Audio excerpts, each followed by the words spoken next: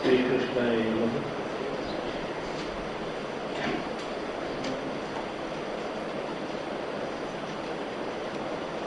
તત્ર દેશાભિસાધનસ્ય ઉક્તત્વાत् ધર્માભાસ એવ ન તો ધર્મોપી.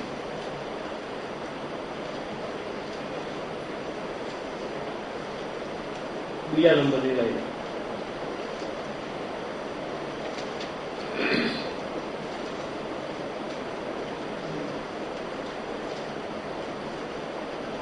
અત્યારે શ્રી બ્રહ્મરાયજી આ જગ્યાએ સ્વસ્ય અયમેવ ધર્મ એના ઉપર વિવેચન કરી રહ્યા છે.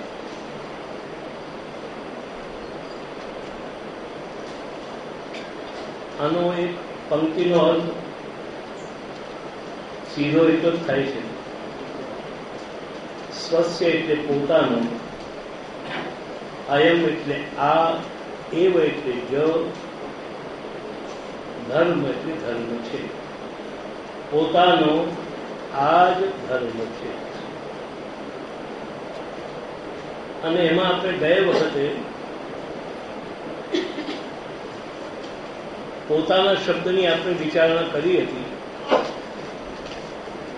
તો પોતાના એટલે કોણ?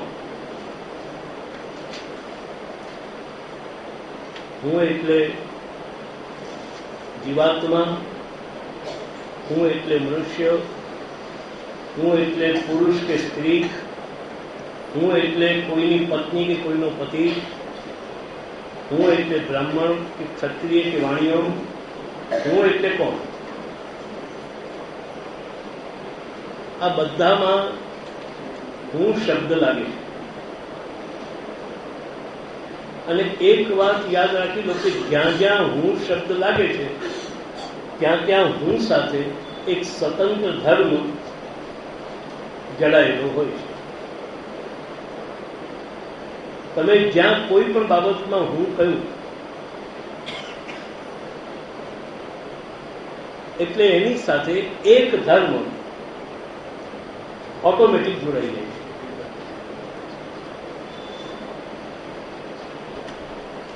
અને ધર્મ એટલે કર્તવ્ય.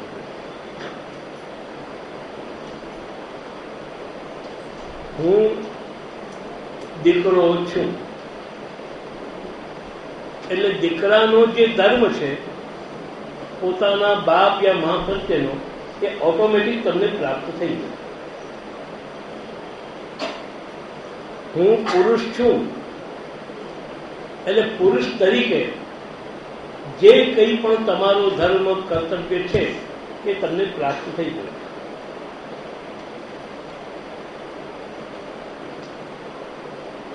અને હું આત્મા છું તો આત્મા તરફે જે તમારો ધર્મ છે એ તમને પ્રાપ્ત થઈ જાય. હવે અહીંયા નક્કી કરવાનું છે કે સ્વસ્ય અયમેવ ધર્મ, આ જ આપણો ધર્મ છે. તો આપણો પોતાનો કોનો?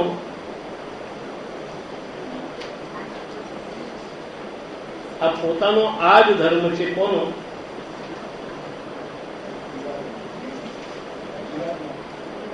જીવાત્માનો.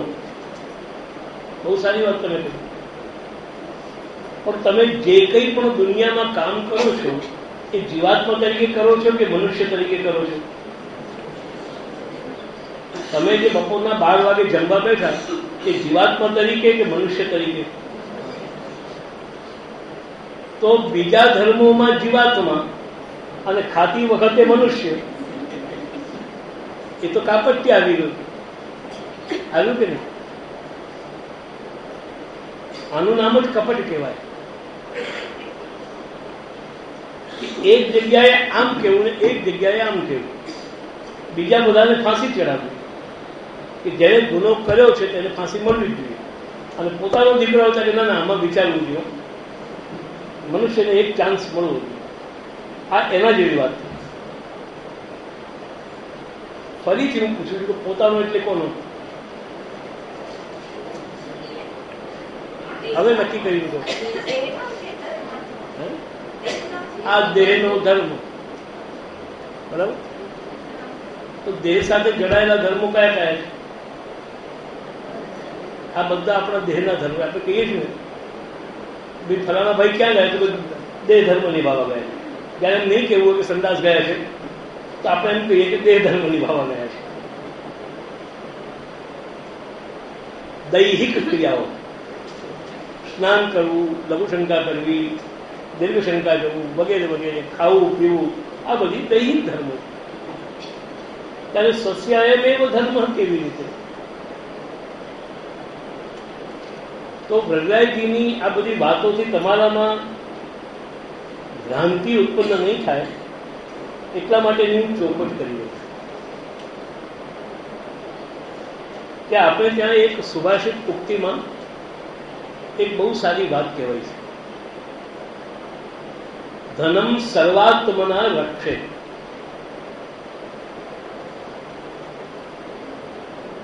ધનમ સર્વાત્મના રક્ષે. દરેક પ્રકારે ધનની દરેક પ્રકારે રક્ષા કરવી. ધનમ સર્વાત્મના રક્ષે. કારણ કે ધનથી જ બધું થઈ શકે.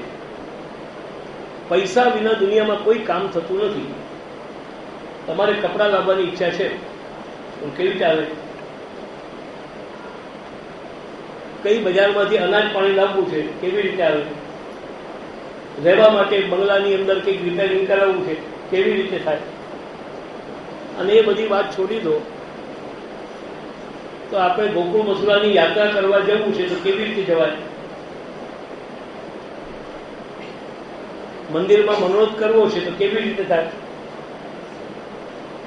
હરિદ્વારમાં જઈને કંઈક દાન પુણ્ય કરવું છે કેવી રીતે થાય? કોઈ પણ કામ દુનિયામાં પૈસા વિના થતું નથી. એટલે આ સુભાષિત ઉક્તિમાં કહેવાયું કે ધનમ સર્વાત્મના. દરેક પ્રકારે જે રીતે પણ થતી હોય પૈસાની રક્ષા કરવી, પૈસો બચાવવો, પૈસો ઉડાવવો નહીં. ધનમ સર્વાત્મના. આ એક ધર્મ છે, આ જનરલ ધર્મ છે. પણ હવે આગળ જઈને કહે છે સુભાષિત વાળા, દારા રક્ષે ધનય રખી. પણ જો તમારી ઘરવાળી માદી પડી જાય અને એને પાછળ જો 2 લાખ રૂપિયા ખર્ચવાના આવે તો ખર્ચવા કે નહીં?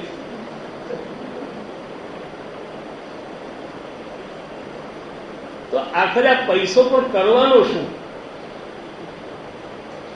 કારણ કે અર્જુને ભગવદ્ ગીતાના પહેલા અધ્યાયમાં કહ્યું, કિન્નો રાજ્યેન ગોવિંદ કિમ ભોગૈર જીવિતેન વા યેષામ અર્થે કાંક્ષિતન્નો રાજ્યમ ભોગા સુખાની છે. ઘરવાળી જો નહીં હશે તો તમારું ઘર, ગ્રહસ્થી, કુટુંબ વગેરે કંઈ પણ આગળ ચાલવાનું નથી. એટલે પછી બીજો ધર્મ કયો કે આ ધર્મ એ દુર્બલ છે. ધનની રક્ષા કરવી એ જંગલ. પણ સ્પેશિયલ ધર્મ, સ્પેશિયલ કેસમાં જો પત્ની ઘરવાળી જો માદી પડે તો દારા રક્ષે ધનની રખી. ધનનો વ્યય કરીને, ધનને ખર્ચો કરીને પણ ઘરવાળીને બચાવી દીધી, પણ એની રક્ષા દરેક રીતે કરવી. ધનમ સર્વાત્મના રક્ષે દારા રક્ષે ધનય રપી આત્માનમ સતતમ રક્ષે દારય રપી ધનય રપી. પણ જયારે પોતાની જાતની રક્ષા કરવાનો મામલો આવે ત્યારે શું કરવું?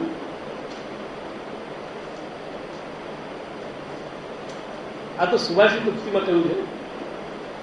ધારો કે 2 જણા ફરવા ગયા, નાવમાં બેઠા છે, એકદમ નાવ ડૂબી, બંને સાથે ડૂબે. હવે બોલો શું કરવું?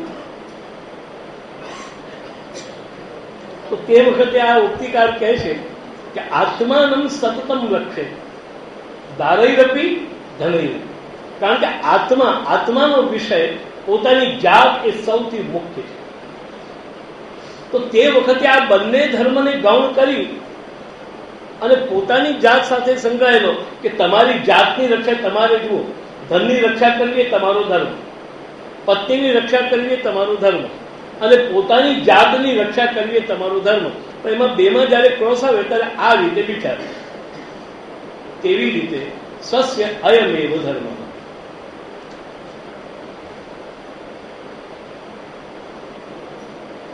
એવી જ રીતે આપણે ત્યાં પણ 3 પ્રકારના ધર્મો કહેવાયેલા છે અને સ્વીકારાયેલા છે.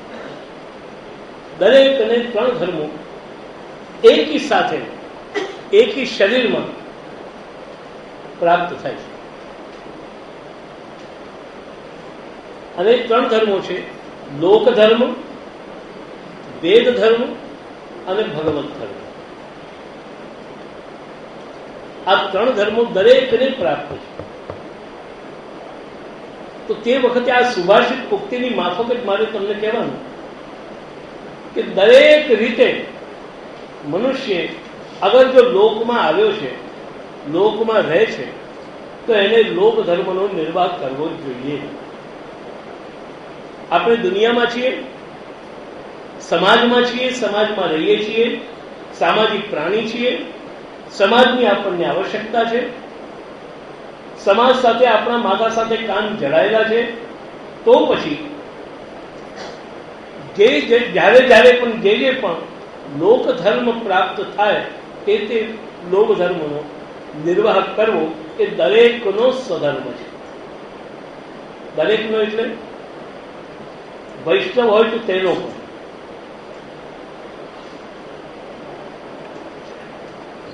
વૈષ્ણવ એટલે નિર્લજ્જ નહીં. ગોપીઓના નામ પર આપણે જે નિર્લજ્જતાને સ્વીકારી લઈએ છીએ, એ નિર્લજ્જતા એ ગોપીઓએ આપણને શીખવાડ્યું નથી. આજે કેટલીક વખત હું અમુક જગ્યાએ, અમુક બેઠકીઓમાં કે અમુક એવી તેવી જગ્યાઓમાં જ્યારે બહેનોને અને માતાઓને અપરસમાં સ્નાન કરતા અને કપડાં બદલતા અને આવતા જતા જ્યારે જોઉં છું, ત્યારે મને થાય છે કે આ લોકો ગોપીઓને બધાને વટાવીને નિર્લજ્જતામાં આગળ પહોંચી ગયા છે. પણ આવી નિર્લજ્જતા એ ભક્તિ નથી. જે સમાજની અંદર જે આપણે લજ્જા વગેરે રાખવાની છે એ રાખવાની છે. દરેક વ્યક્તિ કઈ સુખદેવજીનો દાખલો લઈ અને દિગંબર ફરે એ બરાબર નથી. પરંતુ કૃષ્ણને અર્થે દરેક પ્રકારની લાજનો ત્યાગ કરવો એ ભક્તિ છે.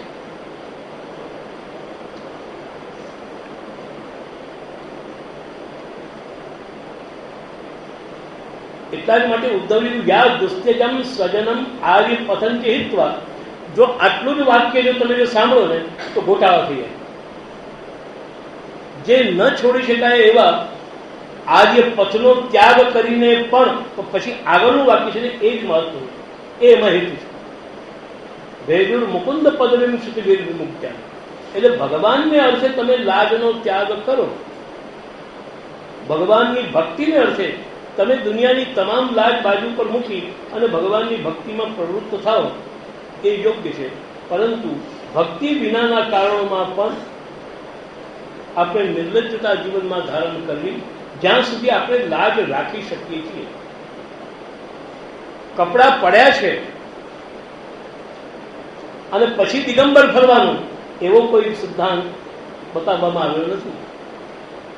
તેવી જ રીતે દરેક વૈષ્ણવ હોય કે કોઈ પણ હોય, દરેક વ્યક્તિએ જે લોક ધર્મ છે, લોક સંબંધી જે પ્રાપ્ત થનારા જે ધર્મો છે તેને બજાવવા જોઈએ. એનાથી મોડું ફેરવવું જોઈએ નહીં.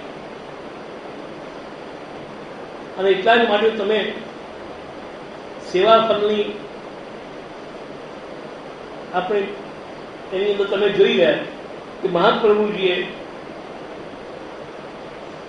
ઉદ્વેગમ પ્રતિબંધો વા ભોગો વા સ્યાત્ બાલકમ, એમાં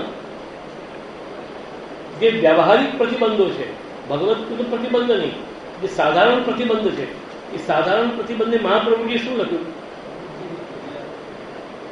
સાધારણ પ્રતિબંધો કેવી રીતે ત્યાગવા? ઉપાય ચાતુર્ય, બુદ્ધિ ચાતુર્ય, બુદ્ધિની ચતુરતાથી, ઉપાયની ચતુરતાથી એને ત્યાગ. એ ઉપાયની ચતુરતા એટલે થોડો ઘણો એમાં કોમ્પ્રોમાઇઝ કરી, આમ તેમ કરી અને બંને વસ્તુનો નિર્વાહ કરવાનો પ્રયત્ન કરવો. એટલે લોક ધર્મ એ દરેકનો ધર્મ છે. પણ અગર જો વેદ ધર્મ અને લોક ધર્મ વચ્ચે અગર જો ક્રોસ આવતો હોય,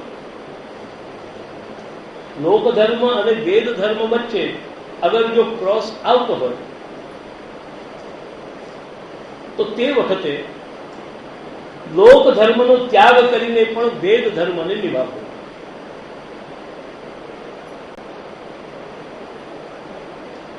ઉપનિષદની અંદર મહર્ષિ રૈક્વનું એક ચરિત્ર આવે છે. મહર્ષિ રૈક્વ એકવાર ભારતની અંદર બહુ લાંબા ગાળાનો દુકાળ પડ્યો અને એમ જ્યોતિષ શાસ્ત્રમાં કહેવાય છે કે જ્યારે શનિ રોહિણી શકટ ભેદ કરે ત્યારે 12 વર્ષનો દુકાળ પડે.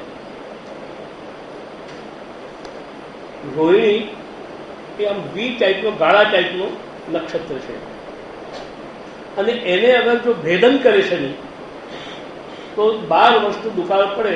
અને આવો દુકાળ મહારાજા દશરથના વખતમાં રામાયણના અંદર પડ્યો હતો. અને 12 વર્ષનો દુર્ભિક્ષ પડ્યો ત્યારે મહારાજા દશરથ એટલા સક્ષમ હતા કે અમે તપાસ કરી, જ્યોતિષી કહ્યું કે આ શનિએ રોહિણી શકટ ભેદ કર્યો છે એટલે આ દુર્ભિક્ષ પડ્યો છે અને 12 વર્ષ રહેશે. મહારાજા ચીડાઈ ગયા કે શનિની તાકાત શું છે કે 12 વર્ષ અમારે ત્યાં આવી રીતે દુકાળ નાખવા માટે એ રોહિણી શકટ ભેદ કર્યો. એટલે સીધા અહીંયાથી પોતાના દિવ્ય રથમાં બેસી અને સ્વર્ગની અંદર શનિ જ્યાં છે ત્યાં એમણે એટેક કર્યો અને એટેક કરીને શનિને બાંધ્યો, બાંધી એને કેદ કર્યો. આખરે શનિએ માફી માંગી ત્યારે મહારાજા દશરથે એની પાસેથી કબૂલ કરવાની પ્રતિજ્ઞા કરાવી, આજ પછી હું ક્યારેય પણ રોહિણી શકટનો ભેદ કરીશ નહીં. એટલે શનિ હંમેશા રોહિણીની બાજુમાંથી જાય પણ રોહિણીના વશમાંથી નહીં.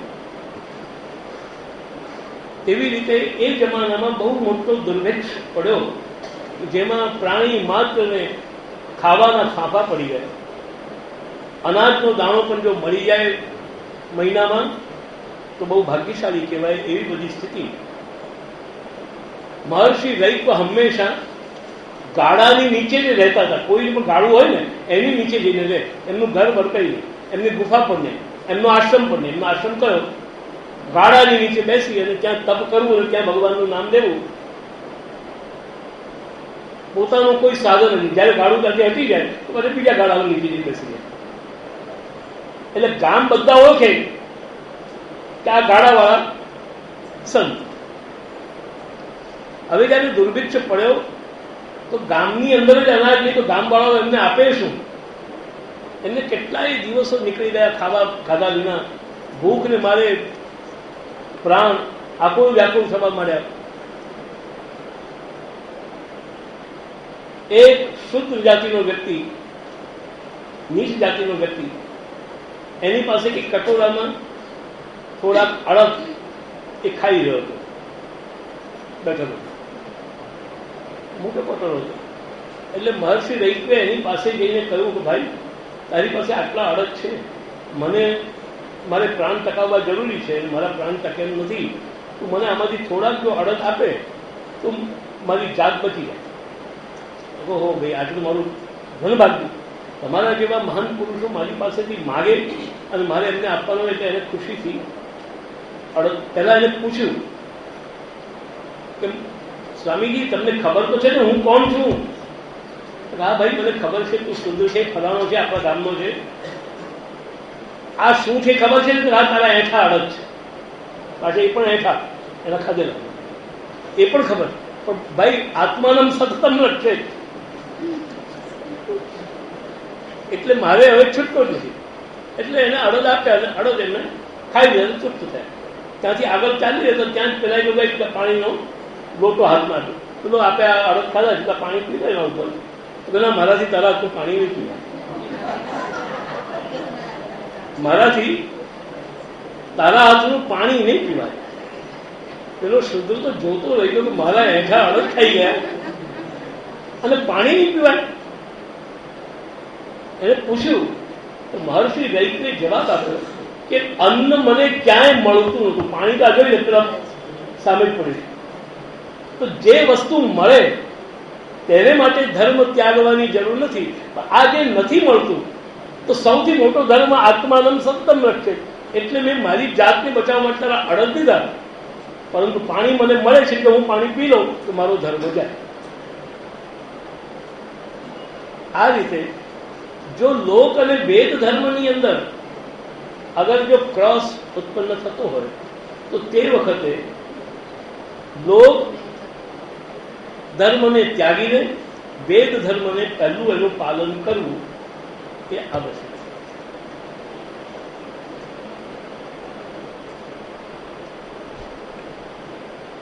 એક દાખલા તરીકે બહેનો છે, એના ઘરમાં એનો હસબન્ડ પણ છે, હસબન્ડ બહાર ગયો છે, આ બાજુથી દરવાજામાં એક ભિક્ષુક આવ્યો, ભગવતી ભિક્ષાંદેહી. એ જ વખતે ઘરમાં હસબન્ડ આવ્યો, જરા બહુ તરસ લાગીને પાણી આપી. બોલો, બેમાંથી પહેલું એને કયું કર્યું?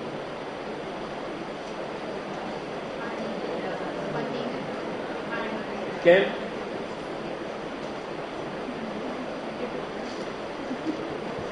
જે વસ્તુ અંતરંગ હોય તે મુખ્ય છે. એટલે લોક ધર્મને બાજુ પર મૂકીને પણ વૈદિક જે ધર્મ છે એનું પાલન એને પસંદ કરવું. હવે ત્રીજી વાત આવી. ત્રીજો ધર્મ છે ભગવત ધર્મ. ત્રીજો ધર્મ છે ભગવત ધર્મ. તો જે ભગવત ધર્મ છે એનું પાલન કરવામાં અગર જો લોક અને વેદ આ બંને અગર જો વિરોધ કરતા હોય કે જો સામે આવતા હોય, ક્રોસ આવતો હોય, તો તે વખતે લોક અને વેદને બાજુ પર મૂકીને સ્વસ્ય અયમેવ ધર્મ. આવ્યું કેમનું? સ્વસ્ય અયમેવ ધર્મ. એટલે તે વખતે આ બંનેને, પણ તે વખતે પણ એમાં મહર્ષિ રૈક્વનો દાખલો યાદ રાખો. મહર્ષિ રૈક્વનો દાખલો તમારે યાદ રાખો. હવે દાખલા તરીકે કેવી રીતે આનું પ્રેક્ટિકલ શું? એનું પ્રેક્ટિકલ અમારા વલ્લભકુળના ઘરોમાંથી તમને જોવા મળે. અમારા વલ્લભકુળના ઘરોમાંથી અને એમના રીત રિવાજોમાંથી તમને આ વસ્તુ જોવા મળે કે જ્યારે અમારે ત્યાં લગ્ન, વિવાહ, જનોઈ વગેરે કંઈ પણ હોય ત્યારે કુલ દેવતાનું સ્થાપન કરવામાં આવે. અમારા જે કુળના જે દેવતા છે, દેવી છે, એનું સ્થાપન કરવામાં આવે છે. હવે બીજી એક વાત કદાચ લોકોને ખબર ના હોય તો કહી દઉં કે અમારા વલ્લભકુળની જે કુળદેવી છે ને એનું નામ છે રેણુકા. વલ્લભકુળની જે કુળદેવી છે એનું નામ છે રેણુકા. રેણુકા દેવી. હવે એ રેણુકા દેવીનું સ્થાપન કરવામાં આવે છે. તો સ્થાપન અમારે તો થાય કે વૈદિક ધર્મ છે. લગ્ન વગેરે વૈદિક પ્રસંગોની અંદર કુલ દેવતાનું સ્થાપન કરવું એ વૈદિક વિધિ છે. ગણેશજીનું પણ સ્થાપન કરવામાં આવે છે. કુલ દેવતાનું સ્થાપન કરવામાં આવે છે કારણ કે વૈદિક વિધિ છે. અને કુલ દેવતાને ભેટ પણ મૂકવામાં આવે છે. કુલ દેવતાને ભેટ પણ મૂકવામાં આવે છે કારણ કે વૈદિક વિધિમાં દક્ષિણાન સમર્પયામી એના વિના ઉપચારો પૂરા થતા નથી. તેમ છતાં પણ અને બીજી વસ્તુ એ કે જ્યાં સુધી કુલ દેવતાને ભોગ ન આવે ત્યાં સુધી અમારા પરિવારનો કોઈ પણ વ્યક્તિ જમવા બેસી શકે નહીં. કોઈ પણ જમવા બેસી શકે નહીં. પરંતુ હવે કારણ કે આમાં વૈદિક ધર્મ છે અને વૈદિક ધર્મનો નિર્વાહ છે, પણ જ્યાં ભગવત ધર્મ સાથે ક્રોસ આવ્યો એ કયો આવ્યો ક્રોસ? ભોગ સરાય પછીથી એનો પ્રસાદ લેવાનો. જો પ્રસાદ લઈએ તો અમારો ભગવત ધર્મ જે અનન્ય આશ્રય છે એ અનન્ય આશ્રયને બાધા પહોંચે છે. એટલે વલ્લભકુળની અંદર બધું કરીને પણ કુલ દેવતાનો કે ગણેશજીનો પ્રસાદ લેવામાં આવતો નથી. પ્રસાદ લેવામાં આવતો નથી.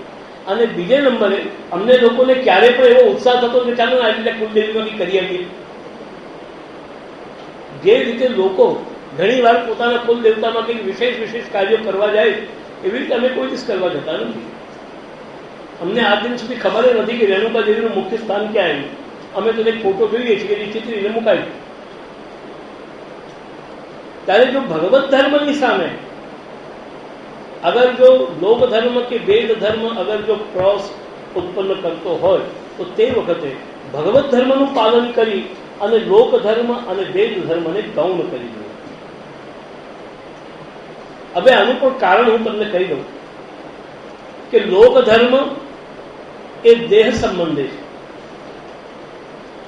લોક ધર્મ છે એ દેહ સંબંધી છે, શરીરના સંબંધી. મા બાપની સેવા કરવી કેમ કરવી? કારણ શું? મા બાપની સેવા કરવી એ તમારો ધર્મ છે. કેમ કરવી? કારણ કે તમારું આ શરીર એનાથી પેદા થયું છે, તમારા આત્માને તો પેદા નથી કર્યા. તમારા શરીરને પેદા કર્યા છે એટલે દેહ સાથે જોડાયેલા. તમારે રાષ્ટ્રીયતા જાળવવી, તમારે રાષ્ટ્રનો ધર્મ તમને પ્રાપ્ત થયો. હવે તમે ભારતીય કોણ છો? રાષ્ટ્રીય ધર્મનું તમારે પાલન કરવું. રાષ્ટ્ર માટે જે વખતે જે થતું હોય તે કરવું. તો તમે આ રાષ્ટ્રના છો એ કોણ છે? દેહ સંબંધી. તમારું શરીર આ દેશમાં જન્મ્યું છે અને આ દેશમાં પોષાયેલું છે, પળાયેલું છે. માટે રાષ્ટ્રનો ધર્મ પણ તમને પ્રાપ્ત થાય. તે કોને પ્રાપ્ત થાય છે? દેહ સંબંધે. એટલે જેટલાય લોક ધર્મ છે એ દરેક લોક ધર્મ દેહ સંબંધે ઉત્પન્ન થાય છે.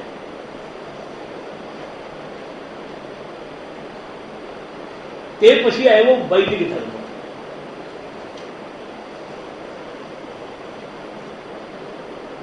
વૈદિક જે ધર્મ છે એ કોને પ્રાપ્ત થાય?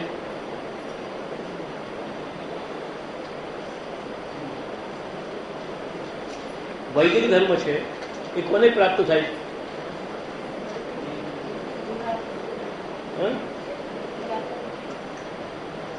તો પછી ભગવત ધર્મ કોને પ્રાપ્ત થાય?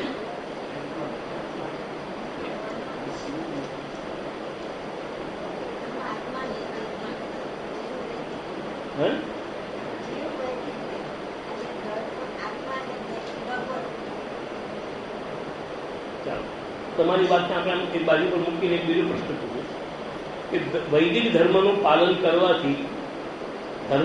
કરવાથી પાપ અથવા તો નહીં કરવાથી પાપ અને કરવાથી પુણ્ય ઉત્પન્ન થાય. વાત સાચી કે ખોટી?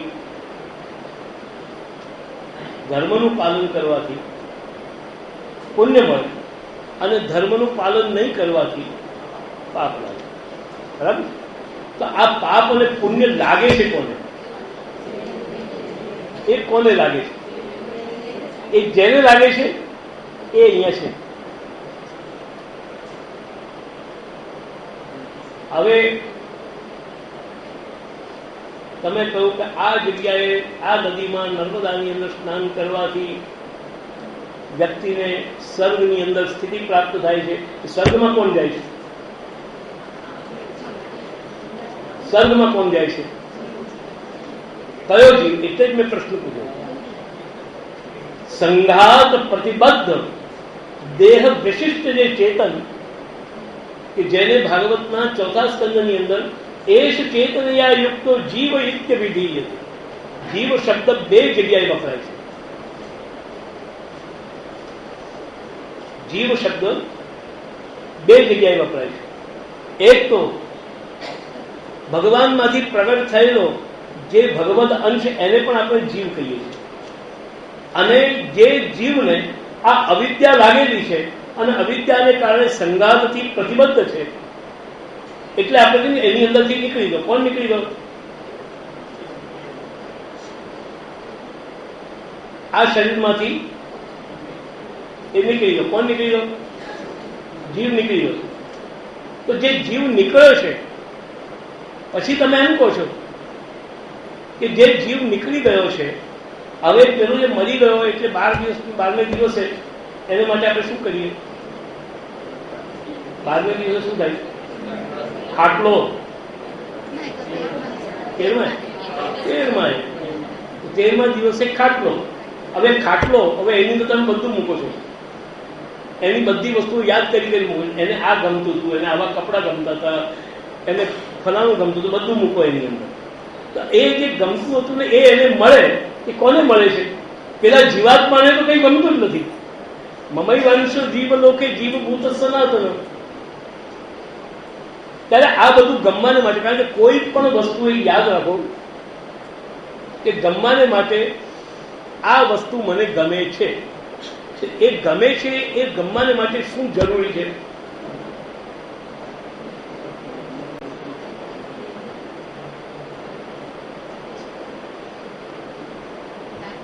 એક સીધી વાત કહું તમને. આપણે પેલી કવિતા નાનપણમાં આવતી કે તે પંખીની ઉપર પથરો ફેંકતા ફેંકી છૂટ્યો તેને અરર પડી ફાળ હૈયા મહી. તો ફેંકતા ફેંકી લો, મારાથી એને પથ્થર મરાઈ ગયો. હવે જે પથ્થર માર્યો, તો પથ્થર મારવા માટે શું જરૂરી? પથ્થર મારવા માટે જરૂરી શું? જો ન હોય તો પથ્થર મરાય નહીં.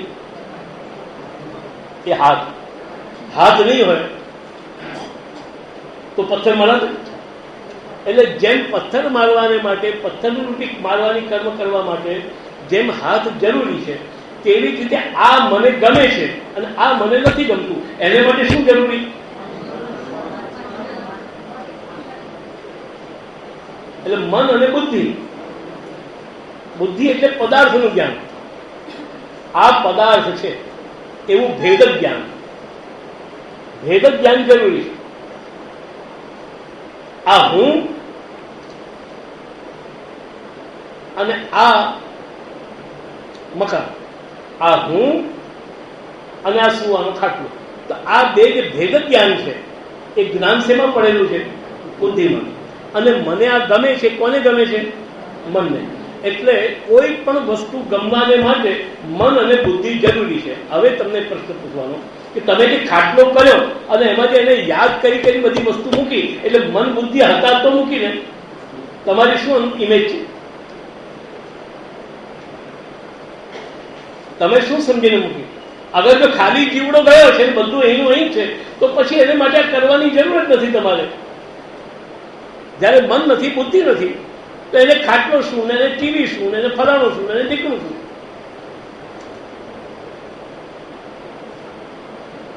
એટલે દેહ ઉપરાંત આ દેહ એટલે પંચ મહાભૂતથી બનેલું આ શરીર, અને અંદર રહેલો જીવ એટલે 5 સિવાયના બધા જ તત્વો જેની અંદર છે તેઓ સંઘાત પ્રતિબદ્ધ જીવાત એ અંતઃકરણ રૂપ હોય છે. લિંગ શરીર.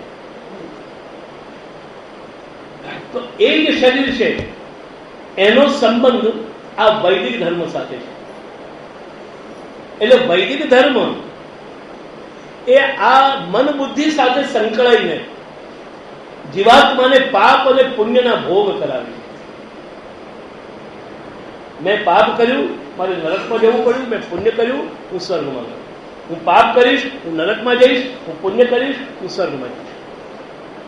ત્યારે આ અંતઃકરણ સંબંધમાંથી હોવાથી અને એ દેહ વિશિષ્ટ ચેતનના સંબંધ વાળો આ ધર્મ હોવાથી આ બીજા નંબરનો ધર્મ. એટલે દેહ કરતા અંદર, એના કરતા અંતર. સૌથી પહેલા તમારે જો બીજા દાખલાથી સમજવું હોય તો તમારું એક મકાન. મકાન 1500 સ્ક્વેર ફીટ એરિયામાં આવેલું છે, બરાબર? હવે 1500 સ્ક્વેર ફીટ એરિયામાં તમારો પોતાનો રૂમ કેટલા બાય કેટલાનો? મોટામાં મોટા પણ એ બી 15 બાય 15 કે 20 બાય 20. બીજું શું? તો એ જગ્યા કેટલી છે? 300 ફૂટ જગ્યા. 15 બાય આપણે ગણીએ તો 20 ગણીએ 300 ફૂટ જગ્યા છે. તો 1500 સ્ક્વેર ફીટમાં 300 ફૂટ એ એની અંદરનો વિષય. હવે એ રૂમની અંદર તમે જે બેઠા છો તમે કેટલા ફૂટના?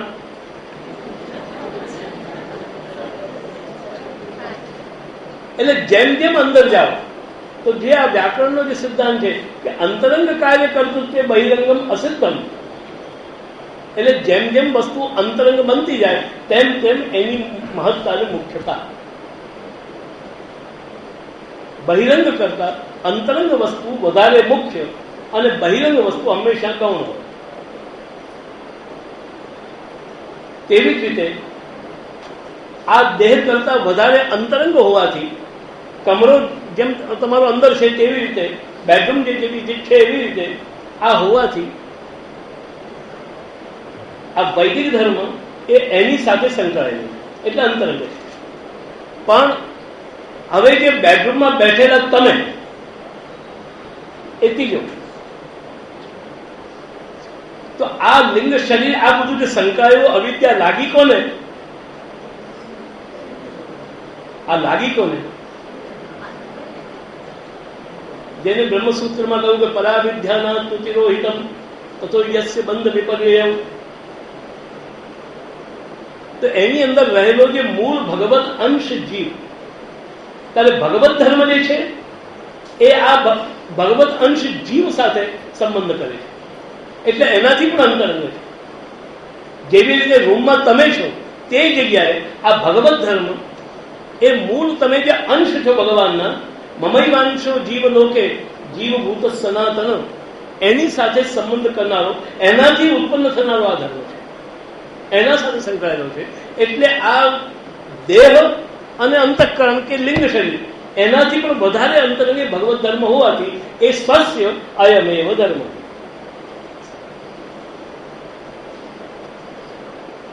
આ એની પાછળનો આખો ખુલાસો. એટલે વૈષ્ણવો ક્યારેય પણ, હવે આની અંદર એક બીજી વાત આવી ગઈ, કહેવાની રહી ગઈ, કારણ કે આટલું કહું તો એની અંદર પછી છે ને આપણે બધા ભીમાની વરસી ભણવામાં બહુ પાવરદાર છીએ. મહારાષ્ટ્રીય એવું કહ્યું ને કે ભગવત ધર્મ આવે એટલે બધું જ છોડી દેવું. આમાં મહાપ્રભુજીએ નિબંધની અંદર એક ખુલાસો આપ્યો કે સધર્માચરણમ શક્યા અને વિધર્માચ નિવર્તન. તમારે સ્વધર્મનું આચરણ તમારી શક્તિ અનુસાર એને જો કરે, તમે બે ધર્મને એક સાથે પાળી શકો એવી તમારી સ્થિતિ ભગવાન જેવી નથી. ભગવાન જો હોય ને, ઈશ્વર હોય તો એક સાથે ચાર ધર્મને પણ પાળી નાખે. પણ આપણે કેમ કે જીવ છીએ એટલા માટે પેલું ગુજરાતીમાં કહ્યું કે યા તો બાપ બતાય અને યા તો સરાજ સાથ. આપણે બે ધર્મને એક સાથે કેટલીક વાર નથી ઉઠાવી શકતા, તો તે વખતે આ વાત થઈ. તો તે વખતે શક્તિ અનુસાર જેમાં શક્તિ ન હોય તે ન કરવું, અને જે મહત્વપૂર્ણ જે મુખ્ય હોય એને કરવું. એટલે સ્વધર્માચરણ શક્ય પણ વિધર્માચ નિવર્તન. પણ લોક વિરુદ્ધ, વેદ વિરુદ્ધ નહીં, લોક નિષિદ્ધ, વેદ નિષિદ્ધ અને ભગવત ધર્મ નિષિદ્ધ, એમ ત્રણેય નિષિદ્ધનું તો આચરણ ન જ કરવું. જેનો લોકમાં નિષેધ કરવામાં આવ્યો છે તેવું કોઈ આચરણ ક્યારેય પણ કરવું નહીં. જેનો વેદમાં નિષેધ કરવામાં આવ્યો છે તેવું આચરણ ક્યારેય પણ કરવું નહીં. અને જેનો ભગવત ધર્મમાં નિષેધ કરવામાં આવ્યો છે તેવું આચરણ ક્યારેય પણ કરવું નહીં. એટલે નિષિદ્ધ ધર્મનું તો સર્વથા ત્યાગ કરવો. હવે ધારો બે ઘડી માટે કે ભગવત ધર્મનું આચરણ કરતી વખતે વેદ નિષિદ્ધ ધર્મ નું આચરણ થઈ જતું હોય તો શું કરવું?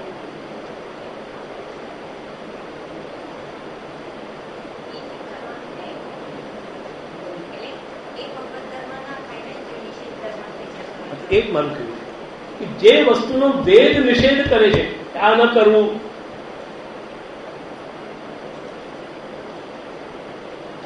તો તે વખતે ભગવત ધર્મનું પણ આચરણ જે વેદ નિષિદ્ધ છે તેનું આચરણ કરવું, એટલે તે એના અનુકૂળ, એટલે વેદ નિષિદ્ધનું આચરણ ન કરી અને ભગવત ધર્મનું આચરણ એક વાર રહેવાનું. લોક કે વેદ એની અંદર જેનો નિષેધ કરવામાં આવ્યો તમારે આ ન કરવું. એટલે નિષિદ્ધ આચરણ તો ત્રણેય જગ્યાએ આપણે ત્યાગવાનું છે.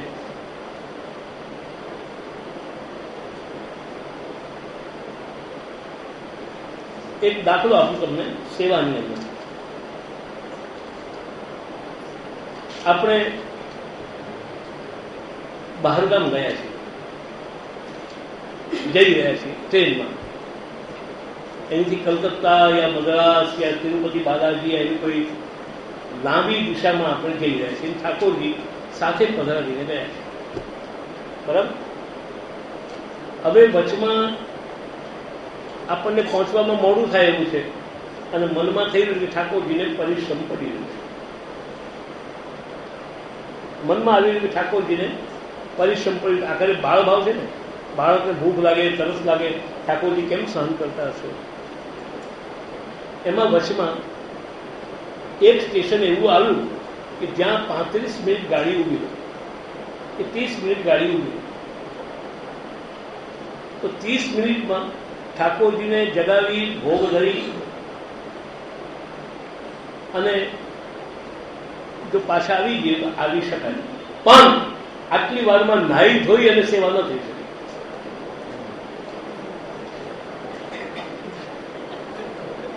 થઈ શકે છે જો તમે વૈદિક ધર્મનું પાલન ન કરો.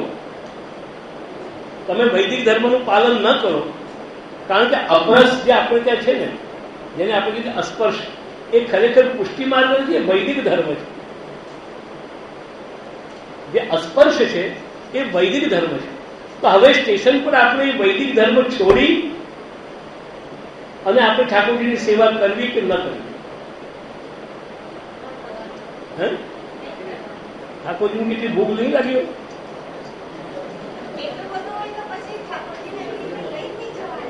હા, હવે બરાબર બોલ્યા. તો જ્યારે ભલે ઠાકોરજીને મોડું થતું હોય તો થાય, પરંતુ જેનો વેદમાં નિષેધ કરવામાં આવ્યો છે તેવું આચરણ કરી અને ભગવત ધર્મનું આચરણ ન કરવું.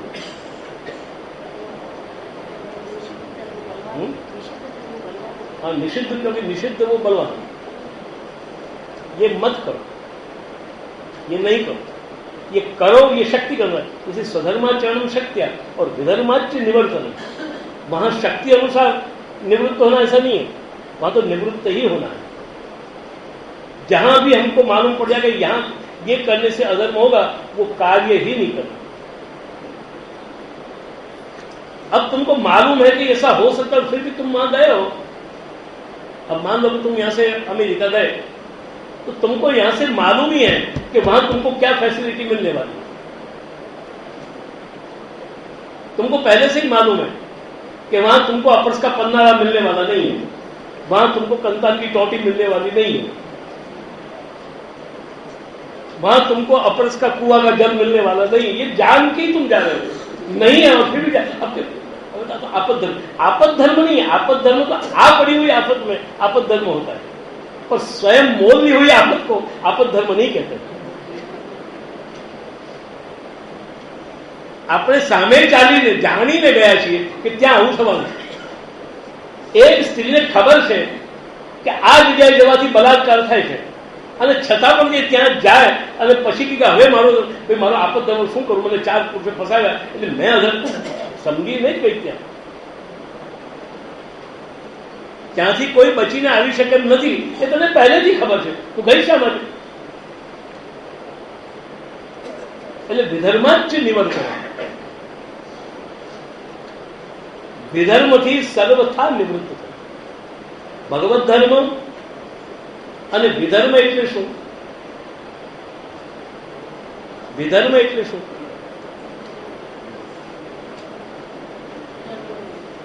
ધર્મ બાધો વિધર્મસ્ય. ધર્મ બાધો, આ શ્રીમદ ભાગવતનો 7મ સ્કંદ. ધર્મ બાધો વિધર્મસ્ય. જેનાથી પોતાના ધર્મને બાધા પહોંચતી હોય તેને વિધર્મ કહેવાય.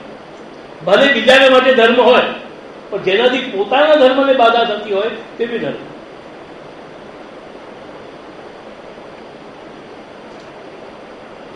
જેનાથી પોતાના ધર્મને બાધા થતી હોય તે વિધર્મ. એટલે ધર્મ બાધો વિધર્મસ્ય. જેનાથી ભગવત ધર્મ ઘવાતો હોય, જેનાથી વેદ ધર્મ ઘવાતો હોય, કે જેનાથી લોક ધર્મ ઘવાતો હોય, એવા તમામ વિષયોને વિધર્મ કહેવાય. અને મહાપ્રભુજી કહે છે વિધર્માચ નિવર્તનમ, એમાં શક્તિ અનુસાર વિધર્મનો ત્યાગ નહીં કરવો, એમાં તો સર્વથા ત્યાગ કરવો. તમારાથી કરવું શું, તો જેટલું કરી શકાય તેટલું કરો, પણ જે નથી કરવાનું એ તો સર્વથા નથી કરવાનું. આ રીતે આપણે જો ધર્મની આગળ જો સંપૂર્ણ વ્યાખ્યા કરીએ તો આજને દિવસે આ સ્વસ્ય અયમેવ ધર્મ, એનો આ રીતે ઉકેલ તમારે વૈષ્ણવોએ જીવનમાં સમજવો જોઈએ. ક્યાંક આ ટીકાઓ વાંચીને પાછા ભડકી નહીં જાઓ કે આપણે મારે બીજું કંઈ કરવાનું નહીં, આપણે આ જ કરવાનું.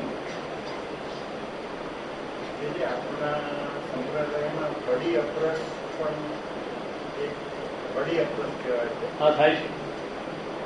એની અંદર જે અપરસના નિયમો હોય અથવા મર્યાદા હોય એ સાચવવા માટે રિલેક્શન હોય. હા, એ જ વસ્તુ આ મુસાફરીમાં પણ બડી અપરસ કરી નાખી. બડી અપરસ એટલે સગવડીઓ પંથ નહીં, સગવડીઓ પંથ નહીં. આપણે જયારે મનમાં આવે ત્યારે બડી, ને જયારે મનમાં આવે ત્યારે છોટી,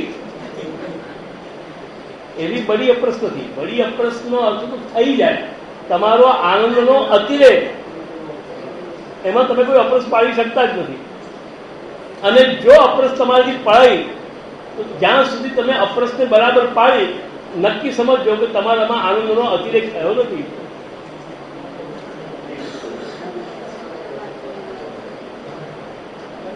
તમને જોઈને મને રડવું આવવું જ જોઈએ, એટલે આવે ત્યારે ગમે ત્યાંથી રડવું, એ જુદી વાત છે. અને તમને જોતા મને રડવું આવી જ જાય છે તો હવે કોઈ ના કહે ને તમને જો ખબરદાર આંખમાંથી આંસુ નહીં કાઢતા, પણ આંખમાંથી આંસુ આવી જાય તો શું કરવું? આ એ બડી અપરસ છે. એટલે આ રીતે શ્રી ભદ્રાઈજી જેટલા પણ આ બધા જે ધર્મો છે ને, ધર્મમાં આપણી મતી ન જાય એટલા માટે આ બધું લખાયું છે. આપણે ધર્મના નામ પર ક્યાંક ધર્મથી ભગવત સેવામાં કે વિષયમાં આપણે ધર્માશ્રય ન કરી નાખીએ, એ આપણો ધર્માશ્રય છોડાવવાને માટે આ આખું વાક્ય કૃષ્ણાશ્રય સાથે પણ જોઈન છે. આ વાક્ય કૃષ્ણાશ્રય સાથે જ જોઈન છે. સર્વ માર્ગેશુ નષ્ટેશુ કલૌ ચખલ ધર્મી પાષંડ પ્રચુરે લોકે કૃષ્ણ એ વગતે મમ. જેટલા પણ માર્ગો છે અને ધર્મ કરવા માટેના જે પણ પ્રકારો છે એ મૂળતઃ બધા જ નાશ પામેલા છે. એટલે આજને દિવસે આપણે કોઈ ધર્મનું પાલન ખરેખર કરવા માંગીએ તો કરી શકીએ નથી. છતાં પણ જેટલો થાય અને જેવો થાય તેટલો કરવો. એટલે શ્રી વૃંદાજી લખે છે તેન દેશાદિ સાધનસ્ય ઉક્તત્વાદ ધર્મવાસ એવ નતું ધર્મ. કારણ કે આ બધા જે લોક વેદ સંબંધી જે ધર્મો છે, લોક સંબંધી અને વેદ સંબંધી જેટલા પણ ધર્મો જેની આપણે ચર્ચા કરી રહ્યા, એ બધા ધર્મો કેવા છે? એ બધા ધર્મો કેવા છે તો કે એને દેશ અને કાળ આ બેની અપેક્ષા છે. આ દેશમાં આ થઈ શકે, આ દેશમાં આ ન કરવું, આ કાળમાં આ કરવું ને આ કાળમાં ન કરવું.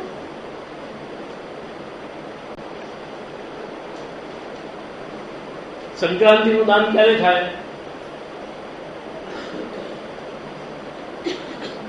સંક્રાંતિનું દાન ક્યારે થાય?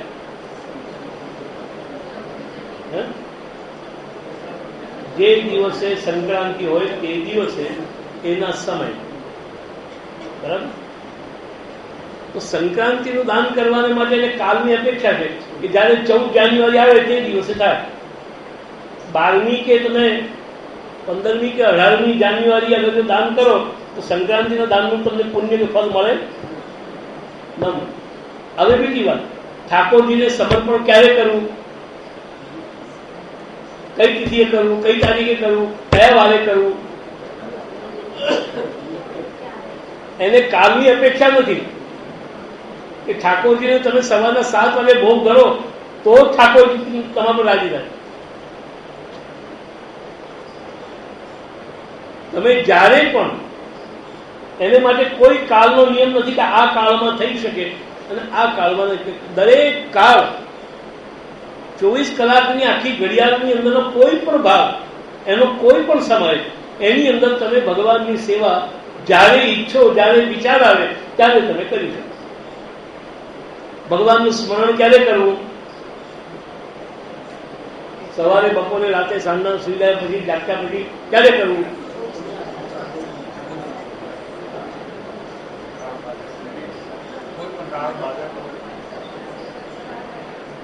રાતના ઊંઘ નહીં આવતી હોય તમે સ્મરણ કરો, તમે કોઈ ના નથી કર્યું, તમે કોઈ પાપ નહીં છે, બલકે તમને પ્રભુની કૃપા થવાની. પણ તમે જો અશુદ્ધ, બીજી વાત કે અષ્ટાક્ષરનો જપ ક્યારે કરવો ને ક્યારે ન કરવો, બોલો. અષ્ટાક્ષરનો જપ ક્યારે કરવો અને ક્યારે ન કરાય?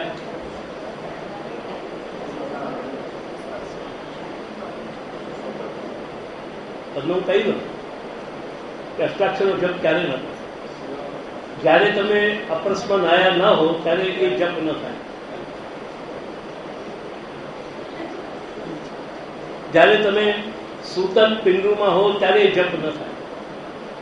જ્યારે તમે રજસ્વલા પીરિયડમાં હો ત્યારે એ જપ ન થાય.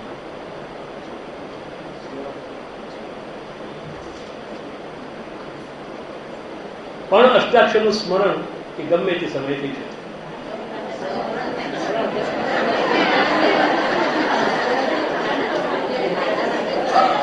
બરાબર? તમારા જે જપ છે, મારો મુદ્દો એ છે, તમારા જે નિયમના જે જપ એટલે નિયમ, મારે રોજ 2 માળા કરવાની, મારે આપણે કોઈ નિયમ લીધો, મારે રોજ 2 માળા કરવા, આ નિયમ. તો નિયમ જે આવ્યો ને એ નિયમ હંમેશા વૈદિકતા સાથે સંકળાયેલો છે.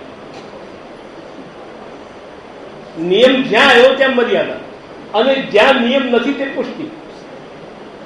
એટલે તમે જે નિયમ લીધો મારે રોજ 2 માળા કરવી, આજે 2 માળા કરવી એ જપ થયો. એ જપ માટે તમારે એક જગ્યાએ બેસી સામે ઠાકોરજીનું ચિત્ર રાખીને કે મનમાં ભગવાનનું સ્મરણ કરીને, આસન નીચે બિછાવીને, અગર જો તમારી અનુકૂળતા હોય તો અગરબત્તીને પ્રગટાવીને, અગર જો તમારી અનુકૂળતા હોય તો દીવો પ્રગટાવીને, અગર જો તમારી અનુકૂળતા હોય તો હાથમાં તુલસીની 108 મણકાની માળા રાખીને તમે જપ કરજો, શ્રી કૃષ્ણ શરણ નમઃ, શ્રી કૃષ્ણ શરણ નમઃ. પણ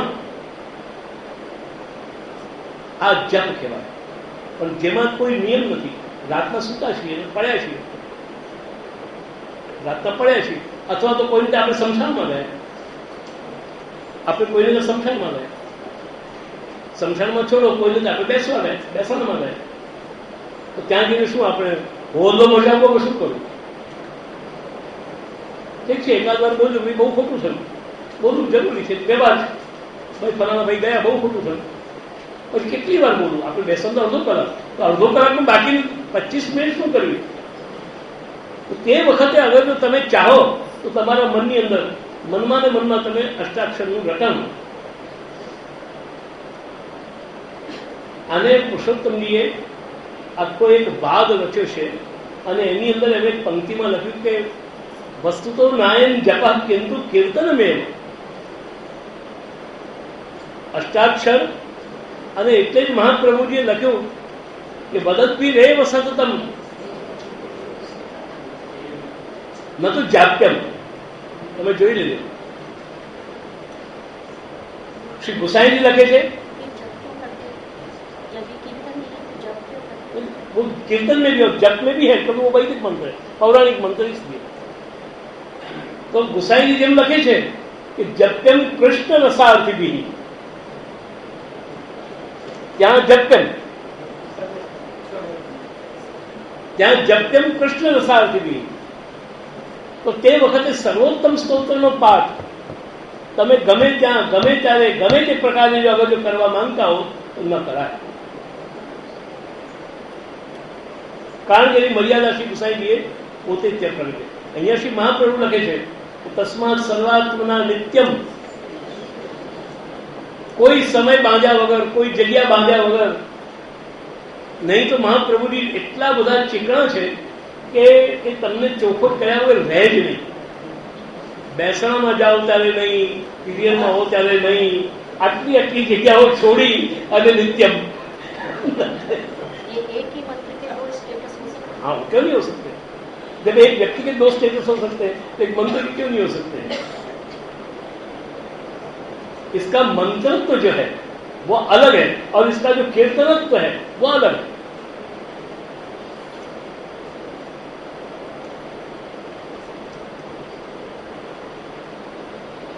ત્યારે તમે અષ્ટાક્ષરનું જપ કોઈ પણ સમયમાં કરી શકતા નથી, પણ તમે અષ્ટાક્ષરનું રટણ મનની અંદર તમે ગમે ત્યારે ગમે ત્યાં તમે બેઠા હો, બલકે એનું ઉચ્ચારણ પણ. કારણ કે આ તો વસ્તુ તો નામ જપક કિંતુ કીર્તન, અને કીર્તનમાં ઉચ્ચારણ હોય છે.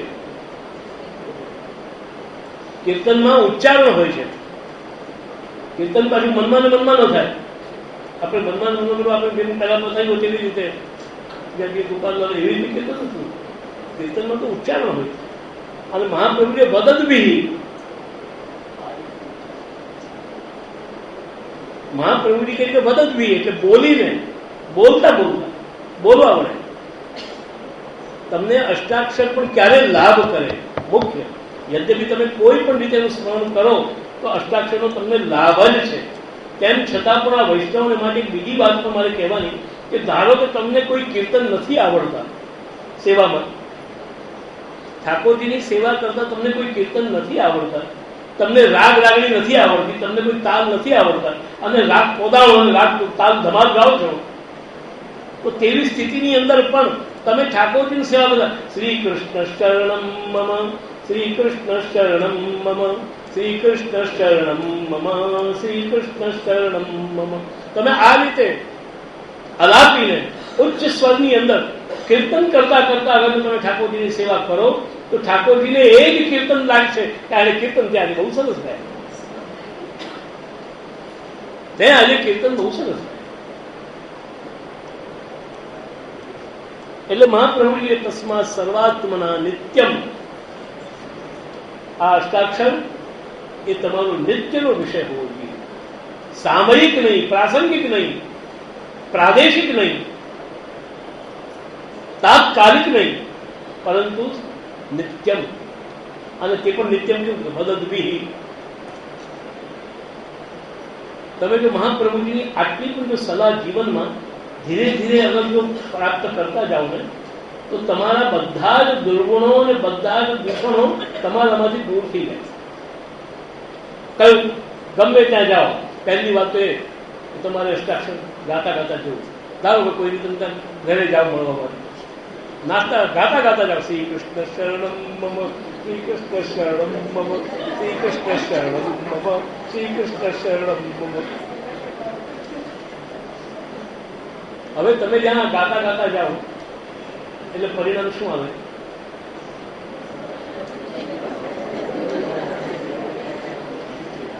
કારણ વિનાની પંચાયતો બંધ થઈ જાય. કારણ વિનાની તમારી પંચાયતો બંધ થઈ જાય. અને એની જો પ્રેક્ટિસ પડી ગઈ, એની જો તમને જો પ્રેક્ટિસ પડી ગઈ, આદત, વર્ષે 2 વર્ષે 5 વર્ષે આખો દિવસ આમને એમ કરતા કરતા તમને જો આદત પડી ગઈ તો પછી કોઈ પણ તમને બોલાવવા આવશે ને બોલવા માટે તો તમને એટલું આકરું લાગશે કે આ ક્યાં બોલ્યો ને ક્યાં અને જવાબ આપવો એના કરતા શ્રી કૃષ્ણ શરણમ. તમને કોઈ દુસ્સંગ નહીં લાગે. ધારો કે તમારો કોઈ ફ્રેન્ડ આવ્યો કે ચાલ પિક્ચર જોવા પૂછે ક્યારે, તમે ચૂપ થાવ તો પેલો પૂછે ને, बस सीधी बात है. तो नहीं रहना ही जरूरी है. हमारे जो फ्रेंड इतने हैं, हमारे लोग इतने हैं, हमारे संबंधी इतने हैं, यही तो आफत की जड़ है सब। और महाप्रभु जी यही तो कला बचाते हैं। जंगल में मंगल करे ने बाबा विठ्ठलनाथ ने, बस्ती में उजल करे गुरु गोरखनाथ। એટલે વદન બી રેવ સતતમ, સતત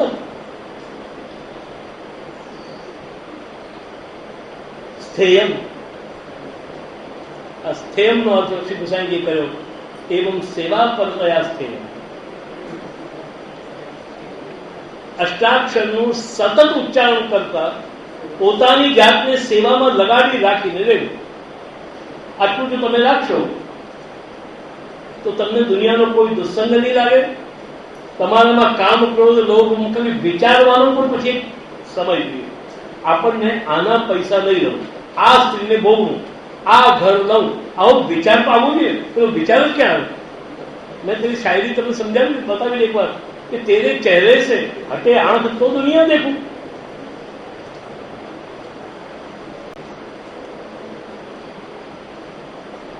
એટલે અષ્ટાક્ષરને આ જે શરણ મંત્ર પણ છે તો શરણ કીર્તન.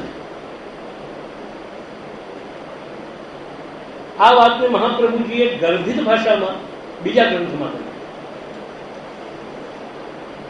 પણ આપણે અષ્ટાક્ષરને કેવી રીતે સતત રાખવું, એનું ઉચ્ચારણ કેવી રીતે કરવું નિત્ય, એ આપણને નવરત્નથી નહીં આવ્યું. એટલે મહાપ્રભુજી વધારે ચોખવટ આગળ વિવેક કર્યા છે. એમણે કહ્યું કે અહીં કે પાર લોકે ચ સર્વથા શરણમ હરિ દુઃખ હાનવ તથા પાપે ભયે કામાદ્ય પૂર્ણે ભક્ત દ્રોહે ભક્તિ ભાવે ભક્તૈશ્ચાતિ ક્રમે છૂટે. એમ બધી વાતો કહીને પછી છેલ્લે મેં કહું કે એવમ ચિત્તે સદા ભાવ્યમ વાચા જ પરિકીર્તે. આ વાચા જ પરિકીર્તે કિમ પરિકીર્તે? ભગવત શરણમ, ભગવત શરણમ ભાવે ભગવત શરણમ કીર્તે.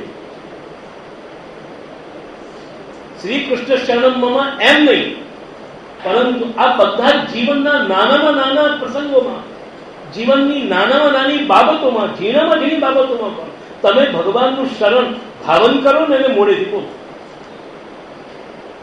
એનું મનમાં ભાવન કરો. કઈ પણ તમારા જીવનમાં તમને ઠોકર વાગી,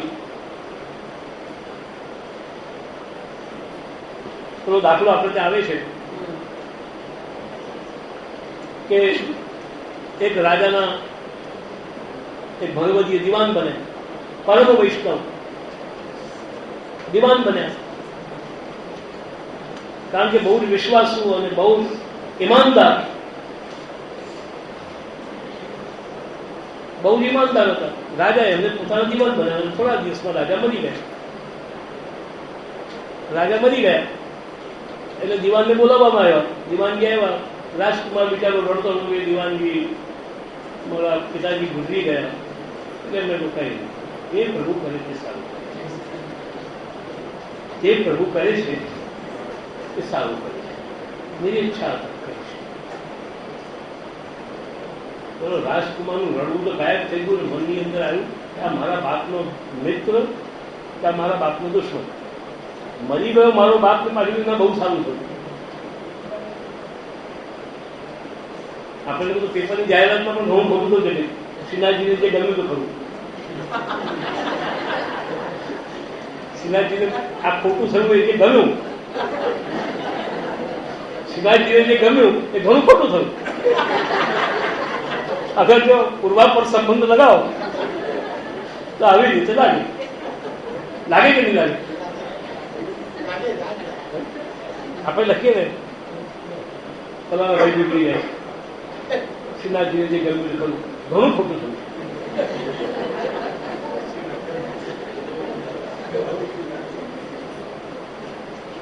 મારા બાપનો મિત્ર થાય કે મારા બાપનો દુશ્મન થાય. મારો બાપ જેવો બાપ મરી ગયો, એનો મિત્ર ચાલે ગયો, તમને ઘણું ખોટું થયું. એને રડવું તો નહીં આવ્યું, એને બે સારા શબ્દ બીજા આશ્વાસનનો શબ્દો નહીં કાઢે, ઉપરથી આવું કહી રહ્યો છે. કમસે કમ ચૂપ રહેશે તોય સારું. હવે બાપ કહી ગયેલો, બેટા આને બિલકુલ મારી જગ્યાએ માનજે, આ મારો મિત્ર જ નહીં, મારું હાર્ટ છે અને એને મારી જગ્યાએ માનજે, એની આજ્ઞા મારે છે, એટલે વિચાર રાજકુમાર કઈ બોલ્યો નહીં. સારું, આવી નાની મોટી તો ઘણી વખત ભગવાનને જે ગમ્યું તે ખરું, ભગવાનને ગમ્યું હતું. ઠાકોરજી જે કરે તે સારું કરે, લગભગ 100, 200, 500 વાર સાંભળી ચૂક્યો છે. એક વાર બંને જણા સાથે બેઠેલા હતા અને શેરડી છોડી રહ્યો, શેરડી છોડી રહ્યો, શેરડી છોડતો હતો ને એની એક આંગળી કપાઈ, એટલે પેલા બૂમા મચાવી. પ્રભુને જે ગમ્યું છે, પ્રભુ જે કરે તે સારું જ કરે છે. પેલા તો ગુસ્સો ચડ્યો, એક તો આંગળી કપાઈ ગયેલી, લોહીની ધાર. એક તમે કલ્પના કરો કે તમે ડોક્ટર પાસે જાઓ કે ડોક્ટર મને હાર્ટમાં બહુ પેન થાય, પ્રભુ સર મેરી ઈચ્છા કરી છે. ડોક્ટર પેટમાં બહુ પ્રભુ જે કરે તે સારું કરે. હવે બોલો તમે ડોક્ટર જાઓ, તમે એને 5 રૂપિયા આપો.